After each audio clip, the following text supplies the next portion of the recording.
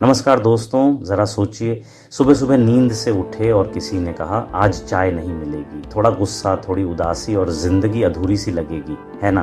क्योंकि चाय हमारे दिन की शुरुआत है, क्योंकि चाय नहीं मिलेगी तो हमारा सर चकराने लगता है। लेकिन क्या आपने कभी सोचा है, ये चाय आई कहाँ से? क्या ये हमेशा से भारत का हिस्सा रही या फिर ये किसी और देश से हमारे कप तक पहुंची?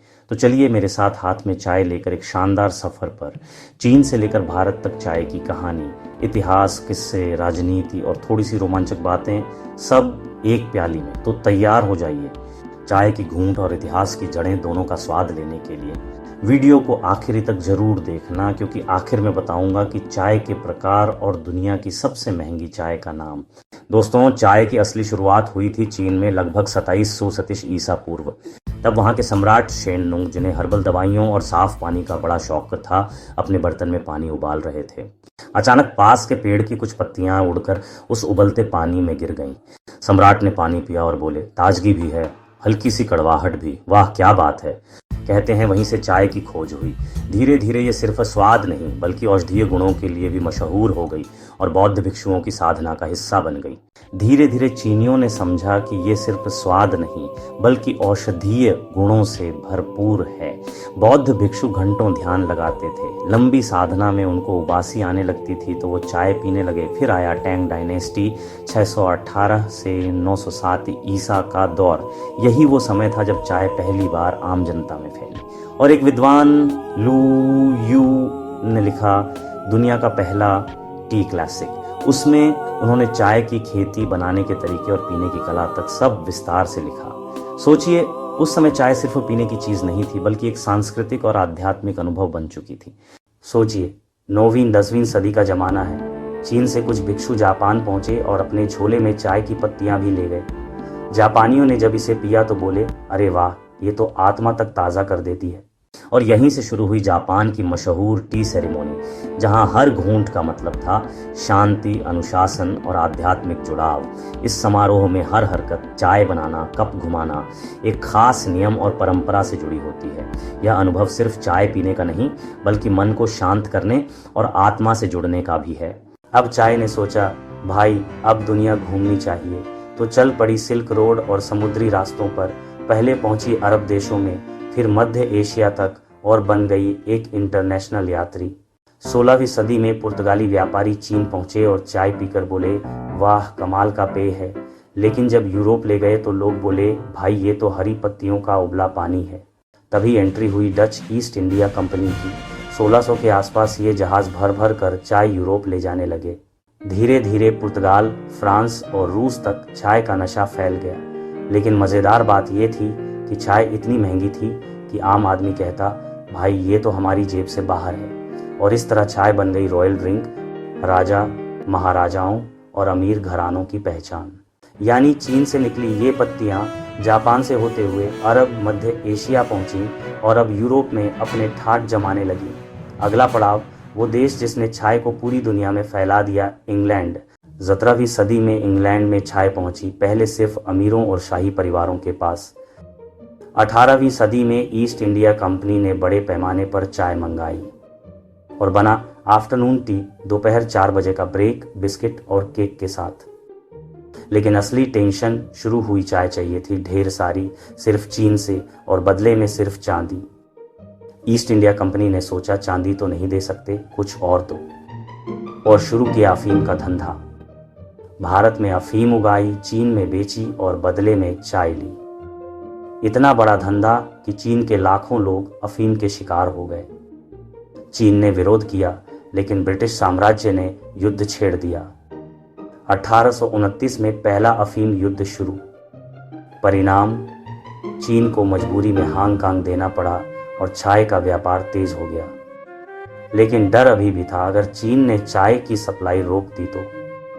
तभी ब्रिटिशों के दिमाग में आया, क्यों ना भारत में ही चाय उगाई जाए। 1830 असम के जंगल। ब्रिटिश सर रॉबर्ट ब्रूस को वहां एक पौधा दिखाई दिया। स्थानीय आदिवासी उस पौधे की पत्तियों को उबालकर पीते थे। ब्रूस ने समझा, अरे वाह, ये तो वही कैमेलिया सिनेंसिस है, असली चाय का पौधा। यहीं से भारत में चाय की शुरुआत हुई। 1830 सेकंड तक ब्रिटिशों ने असम और दार्जिलिंग में बड़े बड़े चाय बागान लगाए। हजारों मजदूरों को इन बागानों में काम पर लगाया गया। ये सिर्फ खेती नहीं, बल्कि एक औपनिवेशिक उद्योग था। धीरे धीरे भारत से चाय ब्रिटेन भेजी जाने लगी। ब्रिटिश साम्राज्य ने राहत की सांस ली। अब उन्हें चाय के लिए चीन पर निर्भर नहीं रहना पड़ा। लेकिन सोचिए, उस दौर में भारत के आम लोग चाय नहीं पीते थे। ये सिर्फ ब्रिटिशों और फतेहरों तक सीमित थी। 20वीं सदी की शुरुआत में ब्रिटिश सरकार ने बड़ा कैंपेन चलाया, T for the message. Railway स्टेशनों पर, फैक्ट्रियों में, गांवों और कस्बों में हर जगह चाय मुफ्त या सस्ती देकर लोगों को इसकी आदत डलवाई गई।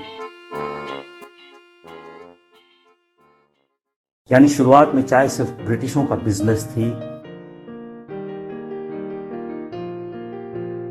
लेकिन धीरे धीरे ये भारतीयों की रोजमर्रा की जिंदगी का हिस्सा बन गई। अब चाय हर घर, हर गली, हर छोटी दुकान की पहचान बन गई। 20वीं सदी की शुरुआत में ब्रिटिशों ने सिर्फ बिजनेस नहीं किया, बल्कि एक आदत भी बना दी, चाय पीने की आदत।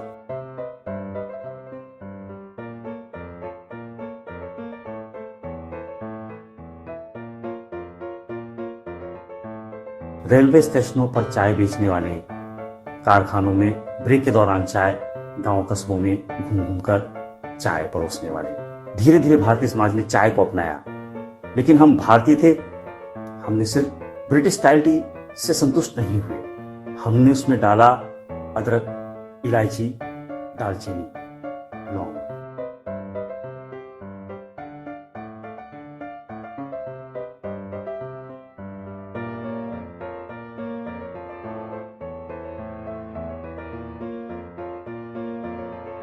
और जन्म हुआ हमारी अपनी मसाला चाय का। कह सकते हैं ब्रिटिशों ने हमें चाय दी, पर उसे दिल से भारतीय बनाने का काम हमने किया।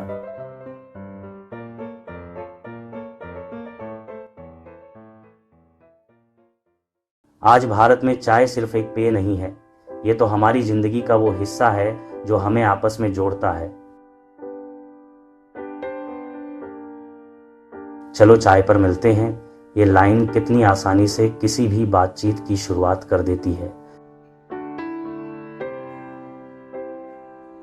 कभी कुल्हड़ में मिट्टी की महक के साथ, कभी रेलवे स्टेशन की कटिंग चाय में, तो कभी घर पर मेहमान आते ही पहला सवाल चाय लोगे। राजनीति की बहस हो या दोस्तों की हंसी मजाक, हर बातचीत का गवाह यही चाय बनती है। चाय की दुकान तो अब भारत का असली पब्लिक स्पेस बन चुकी है। आज भारत दुनिया का दूसरा सबसे बड़ा चाय उत्पादक देश है। असम और दार्जिलिंग की चाय दुनिया भर में मशहूर है। सोचिए, हमारे देश में हर दिन लगभग 85 करोड़ कप चाय पी जाती है। यानी ये सिर्फ आदत नहीं, बल्कि लाखों लोगों की रोजी रोटी का सहारा है। भले ही कैफे कल्चर और कॉफी शॉप्स आ गए हों, लेकिन चाय की अपनी बादशाहत है। भारत की चाय हमारी संस्कृति, हमारी दोस्ती और हमारी रोजमर्रा की जिंदगी की सबसे प्यारी चुस्की। तो दोस्तों, ये थी चाय की अद्भुत यात्रा। चीन के सम्राट की खोज से शुरू होकर जापान की रस्मों से गुजरते हुए ब्रिटेन की चाय परंपरा और औपनिवेशिक राजनीति से निकलकर आखिरकार भारत के दिल और हमारी रोजमर्रा की जिंदगी तक। लेकिन क्या आप जानते हैं, चाय सिर्फ एक ही नहीं होती, इसके कई रूप हैं। Green tea, black tea, white tea, oolong tea, herbal tea, हर स्वाद, हर रंग अपनी अलग पहचान लिए हुए हैं। और दुनिया की सबसे महंगी चाय है दा होंग पाओ टी, चीन की दुर्लभ उलोंग चाय। इसकी कीमत है लगभग 8 करोड़ प्रति किलो।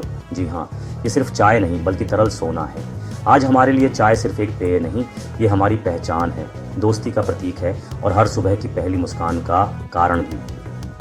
तो अगली बार जब आप चाय की चुस्की लें तो याद रखिएगा, ये सिर्फ एक कप नहीं बल्कि हजारों साल का इतिहास है जो हर घूंट में समाया हुआ है। अगर आपको ये कहानी पसंद आई हो तो वीडियो को लाइक और शेयर ज़रूर कीजिएगा और हाँ, चैनल को सब्सक्राइब करना मत भूलिएगा। आपका बहुत बहुत धन्यवाद। तो चलिए अब एक कप चाय हो जाए।